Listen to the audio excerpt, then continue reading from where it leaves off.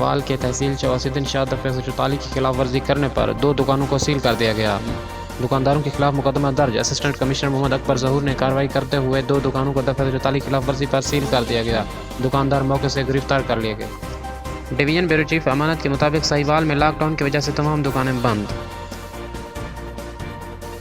شاہ chicken centre, النصرت school چابلندہ، Siraj uddin road قصور، شادی بیاہ اور دیگر تقریبات پر ہماری خدمات حاصل کریں اور تمام مارکیٹ سے باریت خریدیں۔